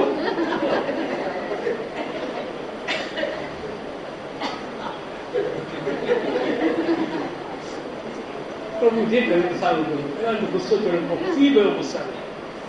બાપે ના કહી છે ને એટલે બોલાય નહીં, એની આગળ કહી પણ પી ગયો. કઈ એ દિવસે બંને જણા સાંજના ફરવા માટે નીકળ્યા, બંને જણા સાથે ફરવા માટે નીકળ્યા. ફરવા માટે નીકળ્યા ત્યાં પેલા ભગવતીને પગમાંથી મોટો પથ્થર વાગ્યો, પગ મશકોડાઈ ગયો અને પડ્યા નીચે. અરે તમને બહુ વાગ્યું. પ્રભુને જે ગમ્યું તો સારું છે, સારું કર્યું. પ્રભુ જે કર્યું તે સારું કર્યું. પણ એ રાજકુમારે તે દિવસે પહેલી વાર જોયું કે એનાથી 10 ડગલા આગળ એક મોટું ઝાડ ઓટોમેટિક પડ્યું. અગર જો અહીંયા જો નહીં રોકાયા હોત તો ત્યાં મરી જતું. આટલો તો અનુભવ હતો કે ભાઈ આપણા મામલામાં ન સહી, આ ભગવતીના મામલામાં ભગવાને સારું કર્યું, નહીં તો આજે મરી જતું. એ પછીથી હવે મૂળ વાત એ હતી કે આ જે રાજા હતો ને, જેનો રાજકુમાર છે, એ ખંડણીયો રાજા હતો. ખંડણીયો એટલે એના ઉપરનો એક સમ્રાટ રાજા. એ રાજાએ કાલિકાનો ભક્ત અને કાલિકાની કોઈ સિદ્ધિ મેળવવામાં એને કોઈએ કહ્યું કે અહીંયા જો આ કાલિકાના ઉપર જો 32 લક્ષણા પુરુષનો જો ભોગ આપવામાં આવે તો કાલિકા તાત્કાલિક હાજર થઈ અને તને વરદાન આપે. એટલે એને ઓર્ડર કર્યો જે 32 લક્ષણો દેખાય તેને પકડી લઈ આવો, પકડી લઈ આવો. એમાં આ રાજકુમારે 32 લક્ષણો હતો, 32 લક્ષણો હતો એટલે એને પકડીને લઈ ગયા. એટલે પેલા ખાતી થઈ ગઈ કે હવે ભગવાન આ ગમ્યું તો ખરું. હવે હું ગયો અને કાલિકાનો ભોગ બની ગયો. ત્યાં ઉભા કર્યા પછી પંડિતે કે ભાઈ એના પેલા 32 લક્ષણો તપાસવા. જયારે બધા લક્ષણો તપાસવા માંડ્યા ત્યારે સૌથી પહેલા તપાસમાં મળ્યું, કારણ કે જેનો માથા પર પિતા ન હોય તે એક લક્ષણ ઓછું. જે શરીરમાં જેનો અંગ ભંગ થયેલો હોય એટલે એક પણ અંગ ઓછું હોય તે બીજું લક્ષણ ઓછું. આમ 2 લક્ષણો 32 માંથી 30 લક્ષણો નીકળ્યો, 2 લક્ષણો પૂરા નથી, માટે આ ન ચાલે એમ કે છોડી દીધો. જયારે મેં છોડી દીધું ત્યારે એને અક્કલ આવી કે પ્રભુ જે કરે છે એ મારા કયા સાદામાં કર્યો. આ જો આંગળી ન કપાઈ ને આ જો લક્ષણો ઓછા ન થયા હોતે તો આજને દિવસે આ મારા 32 લક્ષણો અહીંયા કાલિકાની ઉપર ચડી જવાના.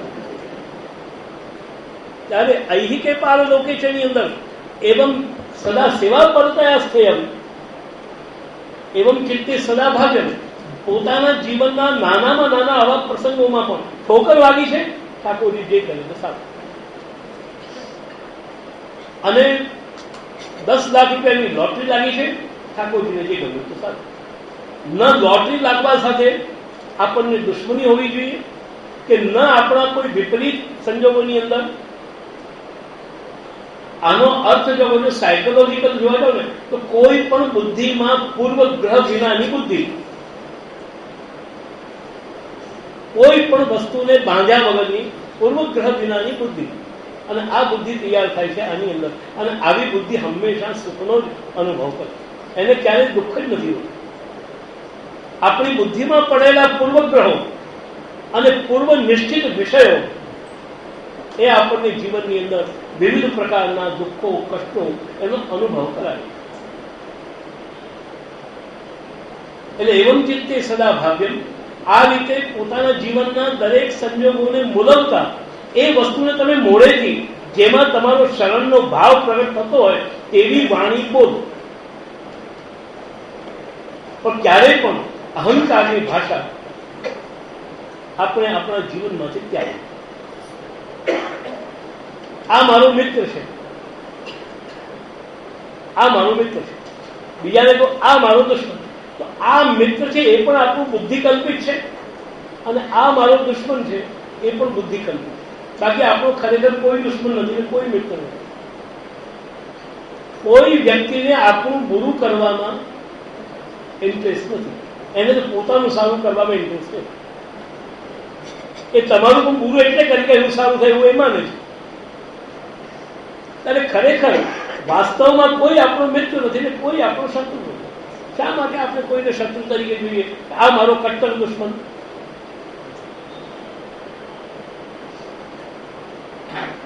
એટલે આ રીતે આપણે શરણાગતિને જો આપણે જો જીવનમાં જો મૂલવીએ અને સતત જો એને આપણા જીવનમાં એનું જો સાતત્ય ચિત્તમાં જો બનાવી લઈએ તો આ શરણ ભાવ આપણને આ દુનિયાથી, આપણા વાસનાત્મક વિષયોથી પણ આપણને દૂર કરી અને ભગવદીયતાને આપણને પ્રાપ્ત કરાવી શકે. એટલે અહીંયા લખે છે તેન દેશાદિ સાધનસ્ય ઉક્તત્વાદ ધર્માભાસેવ. ત્યારે જે ધર્મની અંદર દેશ અને કાળની અપેક્ષા છે કે આ દેશમાં જ થાય અને આ કાળમાં જ થાય, એ હંમેશા ધર્મ નહીં, એ ધર્મનો આભાસ.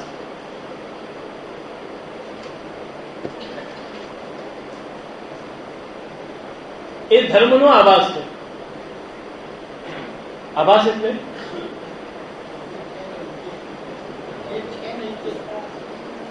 જે છે જે નથી અને છતાં પણ ધર્મ જેવું જે દેખાતું તે નામ આભાસ. જે નથી આ ધર્મ નથી.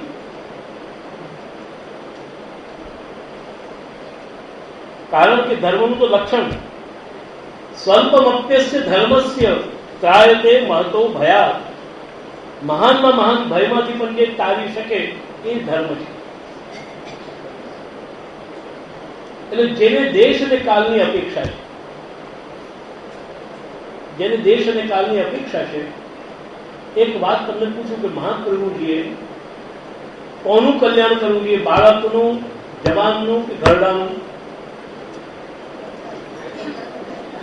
અને મહાપ્રભુજીએ વૈષ્ણવ પર ક્યારે કૃપા કરવી જોઈએ? સવારે, બપોરે, રાતે કે સાંજે?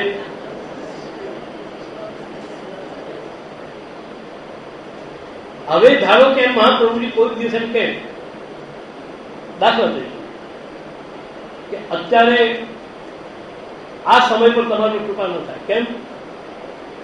કારણ કે આ સમય એ પ્રેત સમય છે. બપોરના 12 વાગ્યાનો સમય એ પ્રેત સમય કહેવાય, અને સાંજના 7 વાગ્યાનો સમય એ પ્રેત સમય કહેવાય. અને એ પ્રેત સમયને ભગવાને રાસ પંચાધ્યાયની અંદર રજન્યેશા ઘોર રૂપા ઘોર સત્વ નિષેધિતા વાક્યથી કહ્યું. આ જયારે ભગવાને ગોપીઓને વાક્ય કહ્યું તે વખતે ઘડિયાળમાં કેટલા વાગેલા?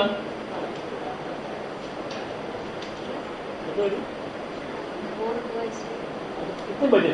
जब भगवान ने ये बात गोपियों को कही तब क्या समय हुआ था? आज तो 12 વાગેલા. એના 4 શ્લોક પહેલા તો વાત આવી ગઈ.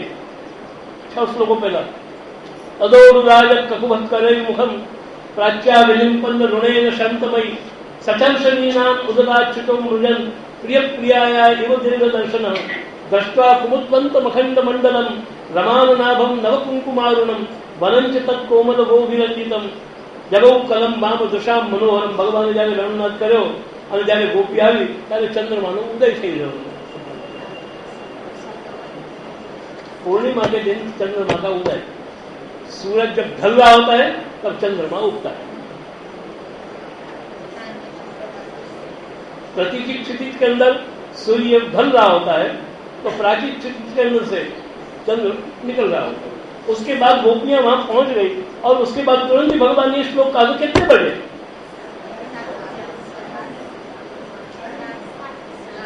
7 ની ઉપર 15-20 મિનિટ અડધો કલાક ચડાવી દો, 7:30 વાગ્યા એમ માનો. અને 7:30 પણ નહીં, કારણ કે આ શરદ પૂર્ણિમા છે. આ શરદ પૂર્ણિમા છે એટલે લગભગ 6:30 અને 6:45 વાગે સૂર્યાસ્ત થઈ જાય. હવે જો થઈ જતો તો લગભગ 7 ની આસપાસનો સમય છે. અને તે વખતે ભગવાન કહે કે રજન્યેશા ઘોર રૂપા ઘોર સત્વ નિષેધિતા. આવી આ પ્રેત સમયની અંદર ઘોર સત્વ, આ સમય પર પ્રેતો જ હંમેશા ફરતા હોય. કોઈ ખોટું ન લગાડે તે વાત કહી દઉં કે બાપનું શ્રાદ્ધ કયા સમય પર થાય? મધ્યાહન કાળમાં થાય, પ્રાતઃ કાળમાં ન થાય, સાયંકાળમાં મધ્યાહન કાળમાં થાય. કેમ? એ પ્રેત સમય છે. કોઈ પણ મૃત વ્યક્તિઓને પ્રવૃત્તિ કરવાનો જે સમય છે એ સમય આ સમય છે. મહાપ્રભુ એમ નહીં કહી શકે તમને તમે અત્યારે સાંજના 6:30 આવ્યા, આ સમય બરાબર નથી અમારી કૃપામાં. અને ભગવાન તો કહી દીધું કે અત્યારે આ કૃપા ન થાય, આ ટાઈમ પર તમે પાછા જાઓ. અત્યારે કેમ આવ્યા? આવા ઘોર સમયમાં, પ્રેત સમયમાં અવાતું દૃષ્ટિ હતી ન અવાય. પરંતુ અહીંયા દેશ કાલ એની અપેક્ષા, એટલે ધર્મની અંદર આ બધાની અપેક્ષા છે. દેશની અપેક્ષા છે અને કાલની પણ અપેક્ષા. જેને આપણે શુભ મુહૂર્ત કહીએ છીએ એ પણ કાલ છે. કયા સમયમાં લગ્ન કરવા? પછી જયારે બહુ ઝઘડો થતો હોય તો પછી ઘરવાળી પછી બોલ્યા વગર રહે નહીં, કેવા મુહૂર્તમાં મારો લગ્ન થયા છે. એટલે કેવા કાળમાં, કેવા કાળમાં. એટલે શુભ મુહૂર્ત કે દુર્મુહૂર્ત એ પણ એક કાળ છે. કોઈ પણ સારો કામ કરવા માટે આપણે પ્રવાસમાં જવું હોય તો આપણે શું કરવાનું? આપણે બહારગામ જવું, આપણે વૈષ્ણવો છીએ તો પછી શું કરવાનું? તો પછી આપણે બીજું નહીં જોવાનું, ગોકુળનાથજીના વચનામૃત જોવાનું. પણ જેને આપણે ગોકુળનાથજીના વચનામૃત કહીએ છીએ એ અગર તમે મર્યાદા માર્ગના લોકોને પૂછો તો એને કે ત્યાં ગોરખનાથજીનો કોઠો પૂછી જો તમે.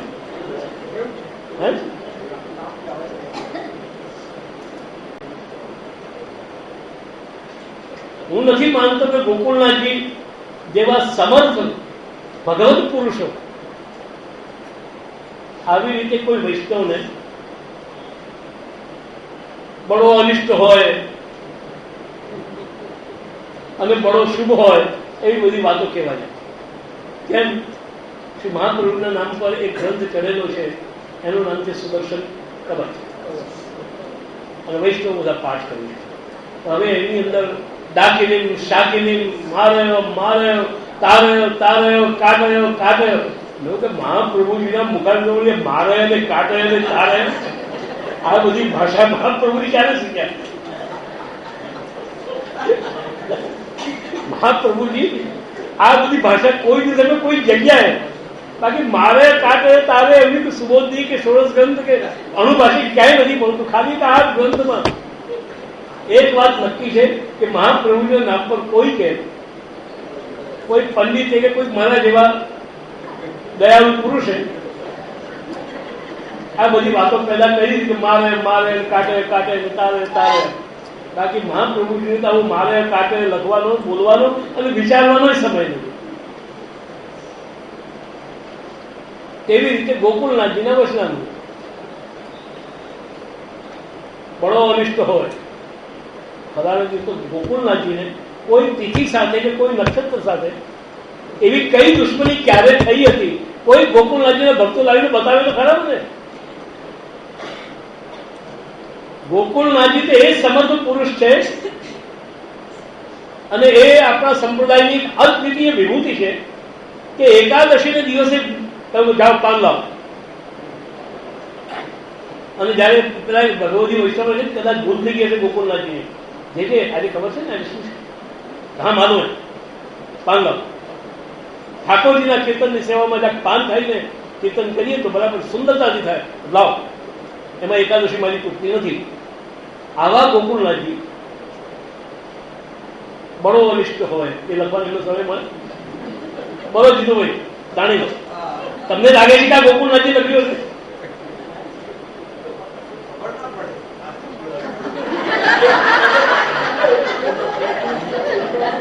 ગોકુળનાથજીને માટે જે મારી જે શ્રદ્ધા છે અને ગોકુળનાથજીને માટે જે મારા હૃદયમાં જે આદર છે એ તો ગોકુળનાથજી હું નથી લખી શકું.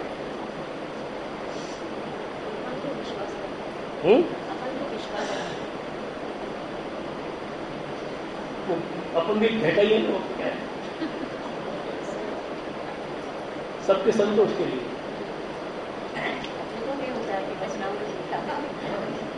वरदान देखा वो किस लिए? हाँ देखा तो वरदान देखते भी सारा छोटा होता है तो क्या करते हैं? तो જેને દેશ અને કાલની અપેક્ષા છે, જેને દેશ અને કાલની અપેક્ષા છે આ દેશમાં જ આ કાર્ય થઈ શકે અને આ કાલમાં જ આ કાર્ય થઈ શકે. એ ધર્મ નથી, એ ધર્મનો આભાસ નથી. ક્યાં ધર્મ નથી? સ્વતો ધર્મત્વ અન્ય સાપેક્ષામાંથી અતૈવ. કારણ કે પોતાના મેળે એ દુર્બલ છે, એને બીજાની અપેક્ષા છે. ધર્મ ફળ ક્યારે આપી શકે? તમે એક ધર્મ કર્યો, તમે દાન આપ્યું, તમે તીર્થ કર્યા, તમે મંત્રનો જપ કર્યો, તો આ બધાથી તમને જે ફળ મળ્યું, પણ એ ફળ આપ્યું ક્યારે?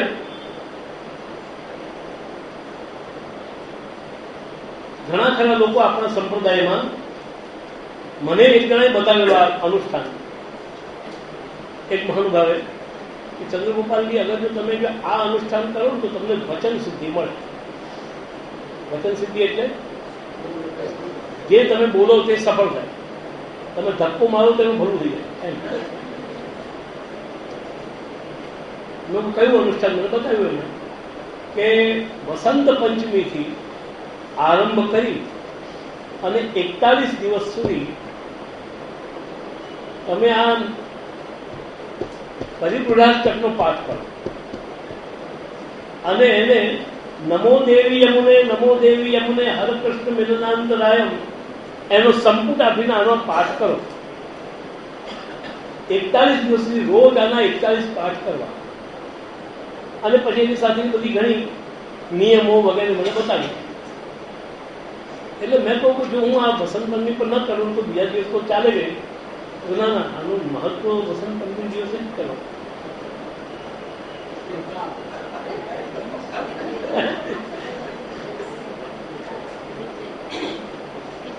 હવે આ પુષ્ટિ માર્ગ છે.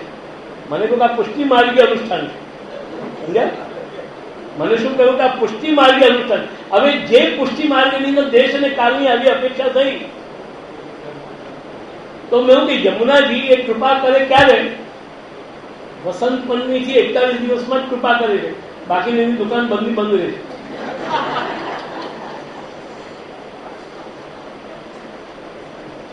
એટલે જેને આજે આ મંત્રથી મને આ ફળ મળ્યું, ધારો કે આપણે મેં અનુષ્ઠાન કર્યું અને એનાથી મને ફળ મળ્યું, પણ ક્યારે મળ્યું? હું ખાલી જો કેવલ જો આ પરિપૂર્ણાષ્ટકનો પાઠ કરતે તો મને ફળ મળતે નહીં મળતે. તો એ મળ્યું ક્યારે મને? ધારો કે મળી ગયું મને, એ ક્યારે મળે?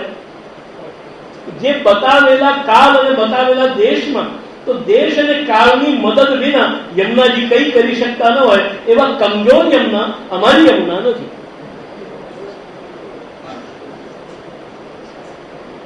જેને દેશની અપેક્ષા છે, જેને કાળની અપેક્ષા છે. અમારી યમુના તો એવી માતા છે કે બાળક જ્યારે પણ જાય ને ત્યારે એના ઉપર દૂધ વરસાવે છે. માની છાતીમાં દૂધ આપવાને માટે કોઈ દેશ અને કાળની અપેક્ષા નથી કે બેટા અમુક જગ્યાએ આવે તો જ તને દૂધ પીવડાવું અને અમુક ટાઈમ પર આવે તો જ મારામાં દૂધ આવે. એટલે જેને દેશ કાળની અપેક્ષા છે એ ધર્મ નથી, કારણ કે સતત દુર્બલ હતું, એ પોતે તો દુર્બલ જ. જો આ બેનો સાથ ન મળે. હવે આ સાપેક્ષ વિષયને હું તમને બીજી રીતે બતાવું. કઈ રીતે? આજનું શાક બહુ સરસ છે, બહુ સ્વાદિષ્ટ. કયું શાક? જેને જે ભાવતું હોય તે. કોઈને બટાકા, કોઈને વેંગણ, કોઈને ભીંડા. આજે તો શું ભીંડા બને છે! આહા, આમ મોડામાં ટેસ્ટ આવી ગયો. પણ આ ભીંડાને જે એમને મગજ આપી દો, ખવડાવી દો તો એ પોતે સતત બળવાન છે, સતત સ્વાદિષ્ટ છે. બટાકાનું શાક શું મદ્રાસી એની અંદર બનાવીને એને આખું ભેટ કરીને આપ્યું. હા, અને એ બટાકામાં પછી તમે પેલું મેળવી ખાવ શું સરસ લાગે. પરંતુ બટાકા પોતે સ્વતઃ એટલા સ્વાદિષ્ટ છે.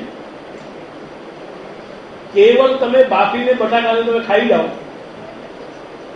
તો તમારો આ ચટાકો બોલવાનું. ત્યારે સ્વાદને માટે જેમ બટાકા પોતે સતત બળવાન નથી, પણ એને માટે હિંગ, મરચું વગેરે બધી જ વસ્તુઓ જેમ સાપેક્ષ છે, તેવી જ રીતે આ ધર્મ પણ પોતે બળવાન નથી, એને બીજી વસ્તુઓની અપેક્ષા છે. એ મળે ત્યારે જ સારું લાગે.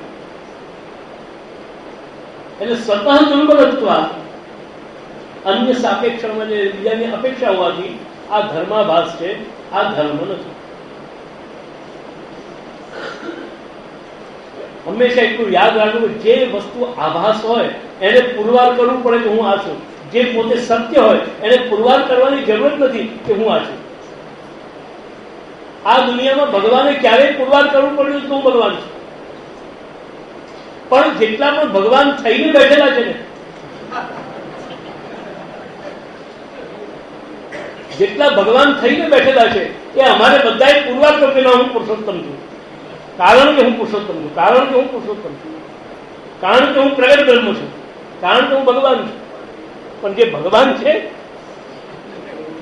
એને ક્યારેય પણ પુરવાર કરવાની કોઈ જરૂરિયાત પડતી નથી. એટલે જે વસ્તુ આભાસ છે ને એને પોતાનું સત્ય પુરવાર કરવું પડે. બતાવવાને માટે હંમેશા તમે એક વાત યાદ રાખજો, કોઈ માણસે ખોટું કામ કર્યું છે. આ તો એક સાયકોલોજીકલ પરીક્ષાની અંદર આવેલા વસ્તુ. કોઈ માણસે ખોટું કામ કર્યું છે, તમારે જાણવું છે કે આ માણસે ખોટું કર્યું હશે કે નહીં. કેવી રીતે જાણશો તમે?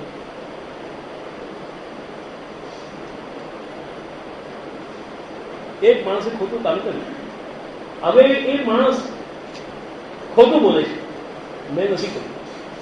હવે જો તમે પૂછશો કે ત્યાં કર્યું, ના જ કહેશો મેં નથી કર્યું. પણ આ માણસ ખોટું બોલે છે, એની પહેચાન તમે કેવી રીતે કરશો? એને આપણે પામવો છે.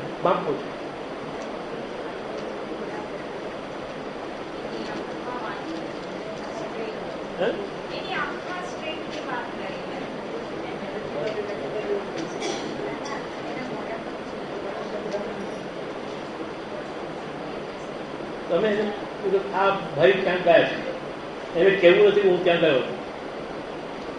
તમારે એને પૂછ્યું કેમ આજે મોડા આવ્યા, કેમ વહેલા આવ્યા, કેમ આજે શું થયું, કઈ પૂછવું નહીં. ફક્ત એની સામે એમ જો બસ, ફક્ત એની સામે જો. હવે તે પણ કોઈ પ્રશ્નાર્થની પ્રસન્નતા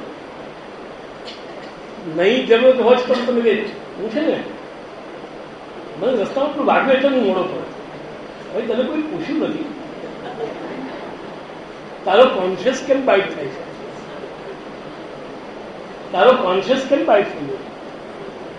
અને બીજી વસ્તુ કે હું એટલા માટે મોડો પડ્યો એમ એ બીજા 4 કારણો આપશો. 4 કારણો એટલા માટે આવું થયું, આવું થયું, આવું થયું, આવું થયું. તો આજે 4 કારણો જે આપે એટલે સમજી જવું કે કંઈક અંદર કશું છે. હંમેશા જે વસ્તુ અસત્ય છે એને પોતાની જાતને સત્ય તરીકે પુરવાર કરવા માટે એને બધા 10 પ્રકારો અને 10 વાતો એને પૂરવી પડશે. પણ જે સત્ય છે એને ક્યારેય પણ સત્યને સત્ય પુરવાર કરવાની જરૂર રહેતી નથી. તમે જિંદગીની અંદર તમે વિચારજો, તમે ઘણી બધી વસ્તુઓને પુરવાર કરો છો પણ તમે ક્યારેય પુરવાર નથી કરતા કે હું મનુષ્ય છું. બોલો, તમને યાદ છે કે તમે પુરવાર કરો હું મનુષ્ય છું, હું કૂતરો નથી? હું કૂતરો નથી. તમે એને પુરવાર કરવાનો કોઈ દિવસ તમે ટ્રાય કરી? કેમ નહીં કરી? કેમ તમે નહીં કરી? હું સારો છું, સાચો છું, ઊંચો છું, ફલાણો છું, ઢીકણો છું, તમે 10 વાત પુરવાર કરો છો, પણ હું મનુષ્ય છું એ તમે પુરવાર કરતા નથી. તમને એમાં કોન્ફિડન્સ, હું મનુષ્ય જ છું. તો તેવી રીતે આભાસ એટલે આભાસની અંદર છે ને એ પોતાની જાતને ધર્મ તરીકે પ્રસ્તુત કરે છે. વાસ્તવમાં એ ધર્મ નથી હોતો. એટલે અહીંયા જે ધર્મ શબ્દ જે પ્રયોગ થયો છે એ આભાસરૂપ ધર્મ ને સત્ય નહીં. આભાસરૂપ ધર્મ હોવાને કારણે આ ધર્મનું પાલન કરવાથી જે ધર્મની જે મુખ્ય વ્યાખ્યા જે આપી કે ત્રાયતે મહતો ભયા, એ આ ધર્મ તમારો મહાન ભયથી તમારી નિવૃત્તિ કરી શકે એમ નથી. તમે ગમે એટલા દાન આપેલા હશે, પુણ્ય કરેલા હશે, તીર્થ કરેલા હશે, યજ્ઞ કરેલા હશે, જપ અનુષ્ઠાન કરેલા હશે, પણ જ્યારે તમારી પરિસ્થિતિ આવીને ઉભી રહેશે, આમાંની એક કે વસ્તુ તમારા ઉપયોગમાં આવવાને તમને બચાવી શકતા નથી. તમારો જ્યારે મૃત્યુનો સમય આવશે તે દિવસે આમાંની કોઈ વસ્તુ તમને મૃત્યુમાંથી બચાવી શકવાનું નથી. ત્યારે તે મહત્વ ભયા, ત્યારે જે વસ્તુ મહાન ભયમાંથી પણ આપણને જે તારી લે, મહાન ભયમાંથી પણ આપણને જે ઉઠાવી અને આપણને જે તારે, એ ધર્મ છે. ધર્મ એટલે જે આપણને ત્રાય તે મહત્વ ભયા. તો આની અંદરથી કોઈ તમારો ભય ટળતો નથી, ખાલી તમારી માન્યતા જ છે કે આપણે પાસે આટલું છે. હાથમાં રિવોલ્વર હોવા જેમ નહીં માની લેવું કે આપણે સુરક્ષિત છીએ. પહેલી વાત તો એ છે કે રિવોલ્વર સાથે હોય પરંતુ એને પહેલા તો ફોડતા આવડવી જોઈએ. ફોડવાનું આવડતું પણ હોય તો એને ફોડવાનું પહેલા સાહસ જોઈએ. એનો નિશાનો તાકવાનું આપણી પાસે કલા જોઈએ. આ બધી વસ્તુઓ નહીં હોય તો ખાલી રિવોલ્વર રાખવાથી જેમ તમારી કોઈ રક્ષા થતી નથી, તેવી રીતે ખાલી આ ધર્મ તમે બાજુમાં સંગ્રહેલો હશે એ તમારી આફતમાં, એ તમારી મુશ્કેલીમાં એ તમારી રક્ષા કરી શકવાનું નથી. એટલે અહીંયા વ્રજાઈ તેનો દેશાદી સાધનસ્ય ઉક્તત્વાદ ધર્માભાસેવ નતુ ધર્મોપી સતો ધર્મત્વાદ અન્ય સાપેક્ષણમ અતએવ.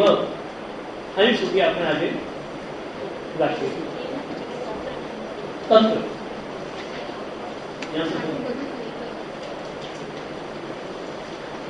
હવે આપણે આવતા કરીએ.